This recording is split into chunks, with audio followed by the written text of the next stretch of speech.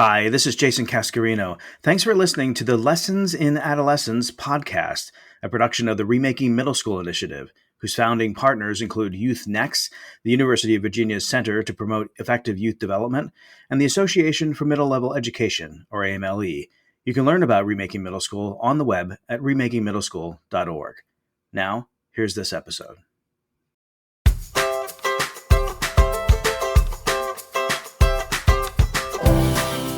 Hello and welcome to the Lessons in Adolescence podcast, where we explore the many facets of young adolescents in the middle school years, from the adverse to the awkward to the awesome. I'm your host, Jason Cascarino.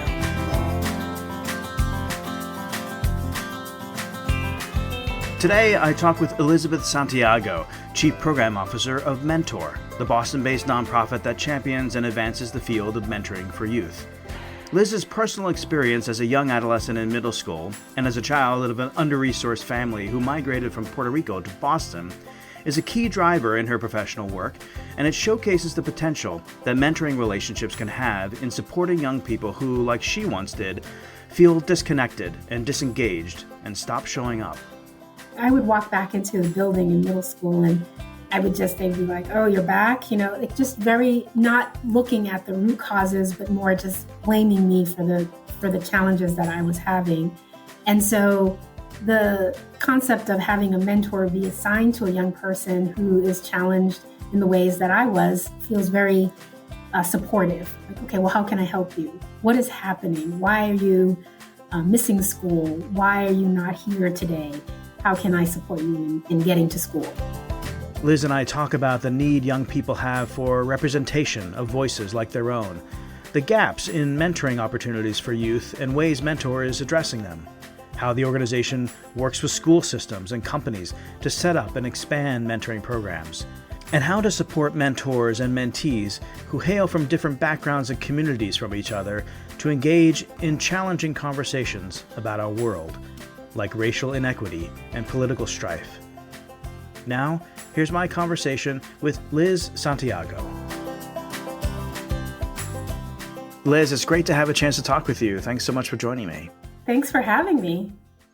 Well, we'll get to Mentor and your role and work there in a minute, but I'd like to learn more about you beyond the present.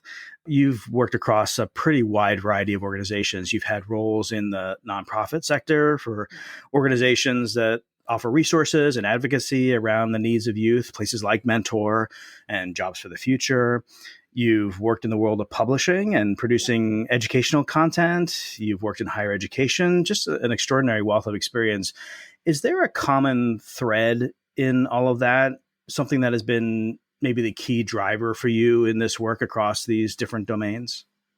Yeah, thanks, Jason. That's a great question. And I think for me, my personal and professional journey has been intertwined. So when I think about a question like that, I think about my sort of personal journey and how that informed all the places that I ended up and the things that I've noticed across time. When I was a child, I was one of those children that loved to read. I'd love to write. I'd love to tell stories. And I was always struck by the stories that were missing. And I always wondered why there weren't stories about families like mine or neighborhoods like mine. So my parents migrated from Puerto Rico and raised 9 children in Boston. And it wasn't easy. We did have a lot of joy and a lot of good times, but there were also challenges that come from, being in poverty. But, as I got older, I just sought and looked for stories about people like me. I looked for representation of people like me. I wanted to find community everywhere I went. And I just found that it was a challenge to do that. And that question's plagued me in all of the roles that I had. Like, why wasn't there more representation? Why was I the only one walking into spaces sometimes that looked like me? Or why did I have to argue in some ways about the experiences I had that may have been different than what other people thought about my experiences? And so as I entered into college and work, a lot of those questions plagued me. And I started out working with teachers in adult education. Now, I had disconnected from high school when I was a teenager and entered into a nonprofit organization that worked with teachers who were teaching students that dropped out of high school. And so it was a really interesting experience for me because a lot of the staff that I worked with thought they understood what it was like to drop out of high school. And really, I mean, just well-meaning, wonderful people who I still keep in contact with. But as somebody who experienced that and came from the communities that we were trying to serve, it was often difficult to reconcile a lot of what they believed to be true with what I experienced. And so it became, in some cases, harmful, right? But in other cases, it was more of a learning opportunity, and I could share some things. But I was also feeling like sometimes they didn't want to hear what I had to say. And so there was just a lot of sort of jumbled feelings about all of that and trying to navigate these spaces. So I went from nonprofit work, working with teachers, and then moved into publishing because I was, again, really just interested in how stories got told and who were making the decision about stories. And so publishing was just eye-opening for that reason. I went into community-based organizations. I ran an adult literacy program, working with adults who had disconnected from school and were returning later in life. Just learned a lot about communities and the ways in which, again, all people navigate, trying to thrive, trying to, move into another space in their lives and the challenges that come with that. Those are the questions that have plagued me in a lot of ways. And so moving into a place like Jobs for the Future, where I worked across high school, college, and workforce and building pathways for young people to and through work, I started to see clearer, like the machine in some ways. Like there's the curriculum, there's the school system, there's the college system, there's the entrance exams for that, there's the competencies that get you a job. And then, so it's just, I could see all of that in the pathways that I was developing. And what I wasn't seeing was that human connection. Like, who is that navigator? Who's the person that is helping you move through these spaces or people? Is there more than one person? And I started to get really interested in mentoring, in the role that adults play in the lives of young people and in adults as they navigate spaces, especially people like me who just, again, was constantly searching for that representation. And I found that representation, and I wasn't identifying it as such in mentors, in other adults, in people that I worked with, it just peer mentors. So when I came to mentor, I was eager to really learn more and more about this aspect of the work and learning that people just need people in their corner. They need someone who believes in them. They need people who are championing them. So that is sort of how I kind of got to where I am right now. Yeah, I love that concept of navigator. I think that's a terrific word for it. You are now the chief program officer at Mentor. There are lots and lots of mentoring organizations out there, but Mentor plays a pretty unique role in the space. And for those who don't know, tell us about what Mentor is as an organization and what you all are trying to do. Absolutely. Yeah. Mentor is a national nonprofit. We are in the city of Boston, and we've been in existence about 30 years now. We celebrated our 30th anniversary last year, technically, but we couldn't fully celebrate. So this year we're having a celebration later in this fall. And we were conceptualized because the mentoring field 30 years ago, there wasn't a unifying force. There were big programs like Big Brothers Big Sisters, Boys and Girls Club of America, but there was not anyone unifying some of the smaller mentoring organizations that were popping up and trying to figure out the best ways to develop mentoring programs. And so Mentor was born with the idea that we would build mentoring programs, or not programs, but affiliates across the country that would support mentoring at the grassroots level. So we have currently 24 affiliates that cover a good portion of the states. And then, of course, we're the national office. And at National, we develop research. We look at the ways that, or the latest research in youth development. We look at the ways that mentoring has transformed over the years. And it's not just this one thing, this one-on-one mentoring. It's also group mentoring. It's also corporate mentoring. It's just so many things now.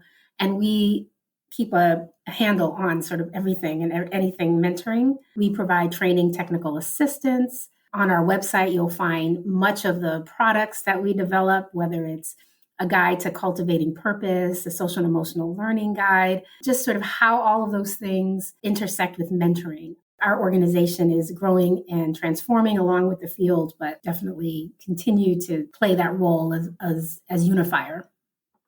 Yeah, one of the aspects is that I've been really following a lot is Mentor produces a number of really important publications that, as you mentioned, they shine a light on what's happening in the field that can be celebrated. And of course, what are the great needs and challenges? I just wanted to talk briefly about one of those pieces, The Mentoring Effect, which was put out a few years ago, but it strikes me as a seminal document in that it really gets to the core of your cause. It paints this picture of this dichotomy of, on the one hand, the clear and universal value of mentoring for young people and its positive effects on their development, while on the other, this enormous gap in, call it, the availability of mentors to engage with youth.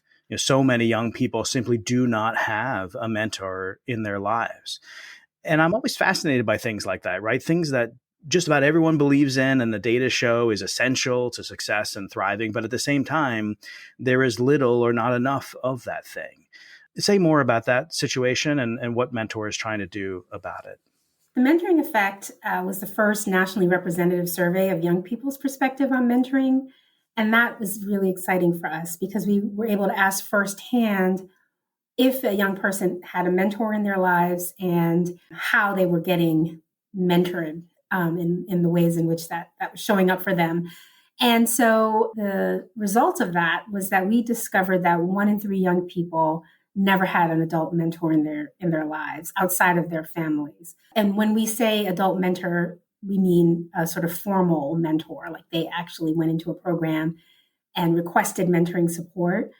But what we were finding is that mentoring was naturally occurring in communities and in neighborhoods, and we weren't necessarily counting that until the mentoring effect really showed that was happening. And it really changed the trajectory of how we worked in the sense that we started focusing on, well, what is that natural or informal mentoring relationship? What does that look like? Where does that happen? And how do we bolster that kind of mentoring and have it play an equal role to the formal structured mentoring that we had been used to? So our work has expanded in a lot of ways. So we're not just focusing on programs that follow to the T, the elements of effective practice for mentoring, which is our sort of seminal research product. We're looking at programs, or we're looking at community-based organizations. We're looking at people in communities who are showing up for young people in ways that are not formal or programmatic. So that has caused a shift in sort of how we campaign. We have just launched a new campaign, Mentoring Amplifies, which is going to be launched all over the country, supporting people to step up and be mentors. We've been putting out products that are more easily accessible to just your average mentor who may want a little bit more support. We've been focusing on folks in communities like your store owner, your barber, or folks like that who are really have always been stepping up for young people, but maybe might need a little bit of tweaking around, well, what do I say in this situation? Or how do I put on my listening ears? Like, how, what are some tips for how I become a better listener? So things like that, again, like we've been shifting the ways in which we think about mentoring just based on a lot of that research. And I imagine it's presented a bit of a challenge because if you're working directly with programs, there's sort of a natural established network to connect, right? But now if you're working from more of a call it grassroots type of arrangement. I don't know if that's the right term for it, but it's certainly more of, like you say, just it's like everyday people who do mentoring. And how can you support them? And how do they even know about Mentor? How do they even know that you exist, right? Like a lot of nonprofit organizations, you work hard to make sure people know who you are and what you do. And it becomes even more challenging when you're trying to reach people who are not in your space. You're not in the education and youth space or that whole world. They're just normal people who are trying to do their best and trying to connect and trying to create relationships and so forth. And that's why we feel the campaign is important. The storytelling components of what we do are very important, so people know and see themselves in the ways in which we talk about mentoring. We are working on real, I guess, grassroots, I'll use that word again, handouts and things like that we can leave in the community. We can leave in a barbershop, that talk about kind of how to be more mentor-like in your approach. We're talking about creating a YouTube channel that people can search and find tidbits on how to be a better mentor. So we're trying to be as holistic as we can so that our reach is broader. But it is a challenge, and it's something that we just constantly discuss. Well, I had the great pleasure of collaborating with you and your team on one of the products that you all put out, this one around mentoring and social emotional learning, which you had referenced. And it was specifically geared towards young adolescents. And I wonder if that developmental focus was unique in what you do. I know Mentor has, as you mentioned, developed the elements of effective mentoring, which is meant as a guide to good practice. But how much has Mentor considered developmental age of youth in how you advise on mentoring approaches? For example, do you find that younger youth respond better to one-on-one mentoring and older youth favor, say, peer mentoring? Or are those differences in age ranges not meaningful in determining mentoring approaches? It's interesting because I was looking at some data from our national survey that we did maybe 3 years ago. We embarked on an ambitious survey where we wanted to connect with all mentoring programs to learn a little bit more about who they serve and what some of the challenges that they were facing are. And I found that the majority of these programs serve that middle school age young person. So 34% of our programs serve that 11 to 14 age range. And so a lot of our products take that developmental focus, like really look at the ways in which youth are at certain age ranges, right? So that mentors can understand a little bit more about what might be happening mentally or internally for a young person during certain ages.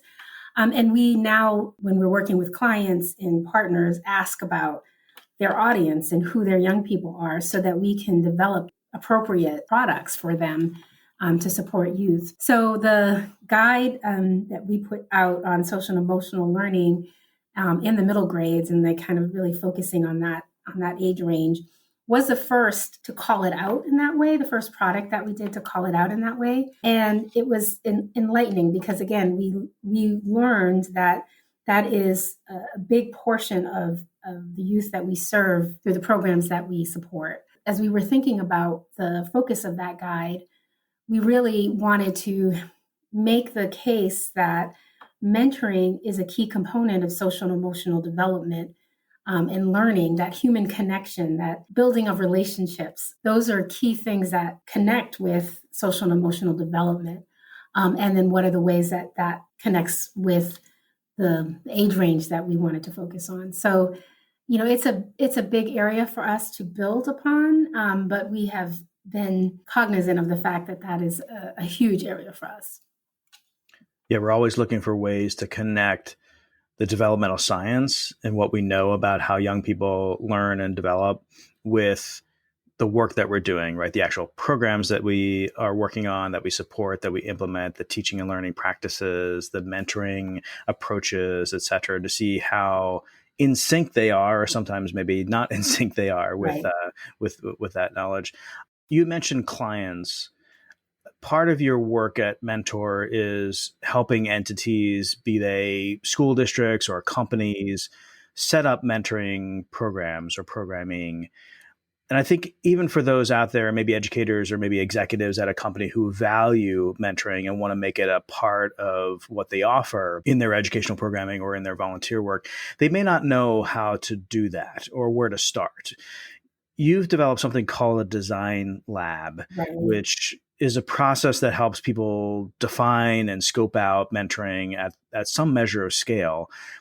Tell me about why you created the design lab and what are the core elements of that process? Sure. It started with our corporate clients. They were coming to us saying, we want to build a mentoring program internally. They had a few different ways that would happen for them. So they could either engage in an employee volunteerism initiative where employees would go out in the community and mentor, or do day-long mentoring events to sort of be able to participate in those types of events. We heard from them that they also would like to develop internal mentoring programs, like have signature programs that they run, that their employees can get involved in. They even wanted to talk to us about mentoring across functions, so adult to adult mentoring and how that helps with employee engagement and retention.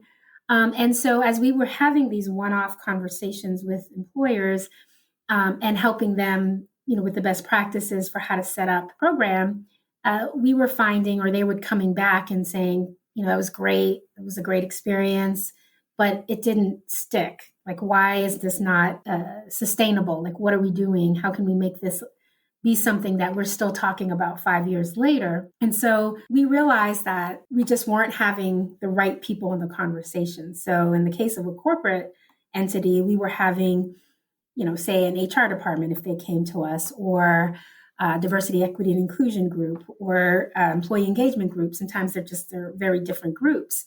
And so the design lab concept was born in that, well, when a company comes to us, instead of saying, we'll just help you with this one-off thing, we're going to create or facilitate a conversation with key stakeholders from different groups in the company, to kind of talk through what a mentoring initiative would look like. They would learn about the best practices, they would hear some case studies from other companies, and then they would decide as a larger group what they wanted to focus on first, second, and so forth. And we have had tremendous success with that approach because now companies are able to think about it in long-term ways versus just these one-off things that or initiatives that they had started with. And so we, again, just built that out, and we have this consulting process where we work with a company representative, we do a pre-survey, we do a facilitated conversation. They used to be face-to-face, and now we do them virtually. And we come back with recommendations on where to begin. We help them with the tools, the trainings, anything like that to get them started. And then we help them monitor along the way so that it's starting to stick. And as we saw that becoming such a success, we had conversations internally about translating that into work we do with our schools and school districts.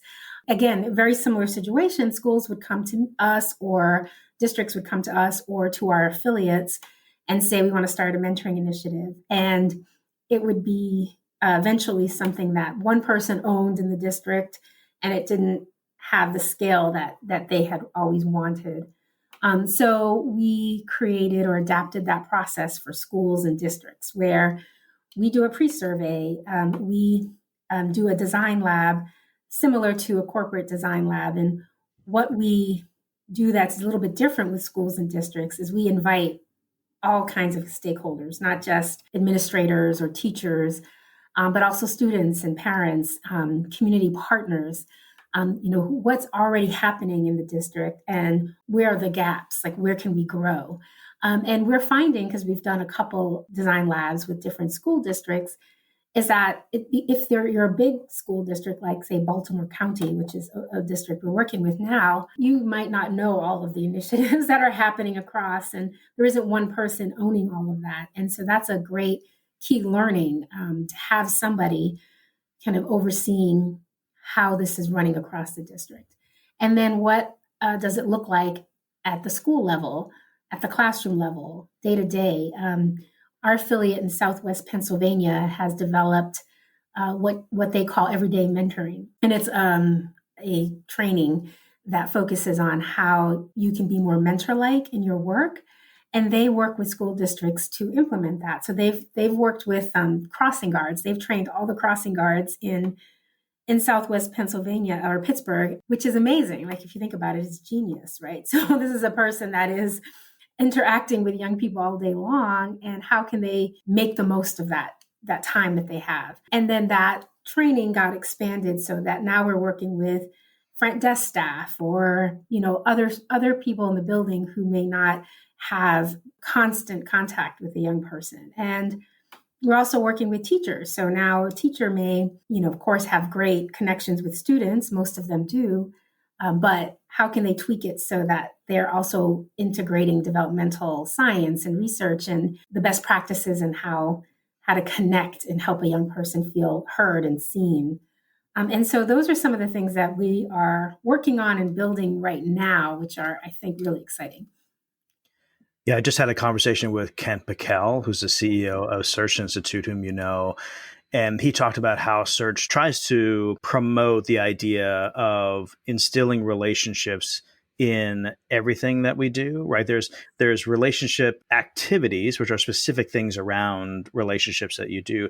But then there are relationship focused approaches, which is you're teaching a lesson or you are helping kids cross the street. Here's how you can incorporate relationships into that. So I love that idea of just having the idea of relationships or mentoring just kind of penetrate everything that we are doing, that we're always sort of conscious of it and intentional about it. Agreed. Yeah. I think it's a game changer. And if you go back to what I was saying at the beginning, where I was just trying to figure out where the representation was and how I could be more seen or heard, having a mentor in a school or even somebody who understands that is very important is a game changer. A young person walking in and knowing that everyone here knows my name, everyone here sees me, they know when I'm not in school, they know when I'm struggling, they know when I'm having a good day, all of those things, and I think is a game changer. And we work closely with Kent and the Search Institute. We use the developmental relationships framework very often because it's an easily accessible piece of research. So it all connects. Like our goal is to take that, but then extend it and make it be a permanent, fixture Right. in a school or in a district. Well, I want to switch gears a little bit, and this may be a bit of a digression, but it does go back to our beginning, and I think it's important and could be very useful to those listening in. I heard you recently on Tori Wieston-Surdin's great podcast, Reimagining Youth Work, which I highly recommend to people to check out. Dr. Wieston-Surdin, for the folks who aren't familiar, has been a pioneer defining and shaping the concept of critical mentoring that is approached and nestled within critical race theory and youth context. And I was really moved by how much you opened up about your own personal experience with school as a young person. I mean, now you are very accomplished in your academic path. You have a degree from Harvard and you recently earned a PhD from Lesley University. But there was a time when you were young, when your schooling was rather uncertain. Specifically, you had dropped out of high school when you were 16. And you have said that you are very careful in talking about that because there is an individual story around that experience that is yours and that you own. And you said that sometimes when experiences like that get told, they can become these quote unquote turnaround or success stories that manufacture a narrative that is perhaps more consistent with the interests or agenda of the storyteller rather than the actual person that experienced it. And I'll direct people to Dr. Wieston-Surdin's podcast interview with you to learn more about that, because I do think that it's such a powerful and important concept for people to grasp, particularly for those of us who work in the field of education and youth. But the element I wanted to address with you, if you wouldn't mind talking about that experience, is about the lead up to dropping out. And I wanted to address it because this podcast and our audience here is focused on early to mid-adolescence and middle grades before high school. And we know that when young people in high school drop out of school, they don't do that overnight. unless there's some event or traumatic incident, which of course can happen, and are individual narratives around these experiences. But by and large, young people don't just wake up one day and suddenly decide school's not for me and decide not to go and not to come back. Instead, it's typically a process that evolves over a longer period of time. Frankly, a process that starts in middle school. Right. Was that your experience? Tell me about your middle school years as you remember them.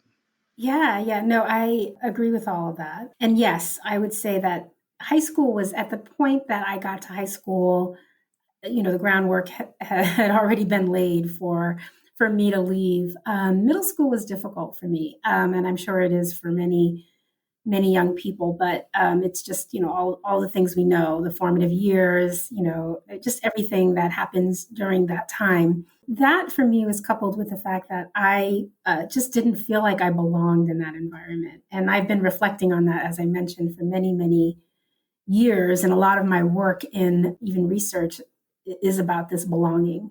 Some of the signs of that in middle school was that I was absent a lot. And my parents didn't speak English, so it was challenging for administrators to connect with them, to reach out and figure out what was going on. And when they did, my parents were not as able to speak on my behalf or try to understand, how to support me in feeling like I could be a better I could actually feel like I could belong in school. And so there was also the fact that we were, I'm the youngest of 9 children, and we were hardworking people. So my parents were very much like, well, if you don't go to school, then you need to work. And so many of my brothers and sisters, some of whom graduated high school, some didn't, they went off to work. It was a different time. You could get a decent job without a high school diploma or get a GED and work. And so it just was sort of part of the puzzle in some ways. Like, well, if you aren't going to school, then you need to get a job. And so I've always worked since that experience. But I guess I would say that the absenteeism thing is huge. The more we pay attention to students who are chronically or consistently absent and figuring out what is driving that, what is the challenge to that. We at Mentor, if I can go back to that, we have a program called Success Mentors, which does just that. And I was really excited about it because I thought, well, here's an actual program that is addressing the lead up to dropout, which is chronic absenteeism. And so a mentor is assigned a young person in a school who has been chronically absent to help them navigate and support them in coming back to school, and have it not be something that is judged or you get reprimanded for. Like, I would walk back into a building in middle school and they'd be like, oh, you're back, like just very not looking at the root causes, but more just blaming me for the challenges that I was having. And so the concept of having a mentor be assigned to a young person who is challenged in the ways that I was feels very supportive. Like, okay, well, how can I help you? What is happening? Why are you missing school? Why are you not here today?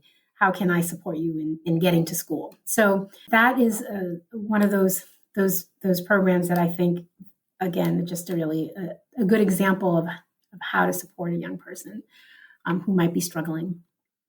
January is National Mentoring Month. When you all are trying to draw more attention to the importance for mentoring, and that, of course, culminates in Mentor's annual summit at the end of January. We are recording this following the dramatic events of insurrection at the Capitol, and I can't help but think about how your work touches upon some aspects that are relevant to the time. This, of course, is happening on the heels of 2020 with the pandemic and the heightened dialogue around race and equity and a pretty intense presidential election. I know a lot of educators are working hard to best engage students in conversations around these events and these weighty topics in ways that are constructive and developmentally appropriate. How does Mentor respond to these events in ways to help mentors engage with youth? It's not quite the same as having lots of kids in a classroom on a regular basis, but mentors are talking with youth and they're listening to them in their own ways. I imagine they also need support in how best to do that. They do. And we have been developing more and more resources for mentors to engage in these conversations. And we also, with the warning that if you are not ready to have these conversations with young people, if you haven't done the work yourself as a mentor, then you have to just tread lightly. You have to be able to listen to young people. You have to be able to understand that even though my experience is different than yours, I can listen and I can be supportive. And that may be hard for some people, but we are very clear that if you're a mentor who does not identify with the same sort of background as a young person, many of our mentors are white, and most of our mentees end up, or are people of color, young people of color. And so you just have to be really careful. So we have put out resources to, one, help people look at themselves. They're on our website as well, just really like, how do I identify my own bias and how do I not bring that into the mentoring relationship? But then these times are are extraordinary. So it brings up a lot of stuff for young people. It's a very triggering time in our society where a young person might feel like the double standard is real, or they don't like me. Our own government doesn't like me, or these challenges are happening because of my race. So I think those are very key messages when you're working with your mentee or talking with your mentee. You need to be able to listen and support and not judge those kinds of feelings. We put out a guide around violence, talking to young people about violence. This was more around the violence against George Floyd, or, the murder of George Floyd, and how you sort of help a young person process all of that. And we don't expect mentors to be professionals. And so there are resources and where to refer young people when things like that happen, if you need that help. But at the end of the day, you really have to just allow a young person the space to be themselves and to share experiences that are needed in order to heal and process something. Yeah, and that's as much of a benefit to the adult as it is to the young person, right? That whole process of That's right. listening. And I mean, oftentimes I think adults think of mentoring as a way that they can help, right? It's a way for them to give back in some way, a way that they can support youth who may need it because they are under-resourced, or they are dealing with issues of acute trauma, or they're in some sort of transition from That's right. college into college or the workforce or so forth. But the perception is that I'm the adult here, I'm here to help. But there's this more powerful benefit, which is one of relationship and of understanding, right? And it's really become painfully clear, I think, recently that people across these certain dividing lines have these shallow impressions of each other, right? And across race and ethnicity, across culture, religion, geography, urban, rural, etc., certainly political party or affiliation. And we seem to have these pretty superficial understandings Right. of each other. And we can certainly unpack the reasons why that may be the case. But mentoring, it strikes me, as one way, not the only way, surely, but one way to chip away at that.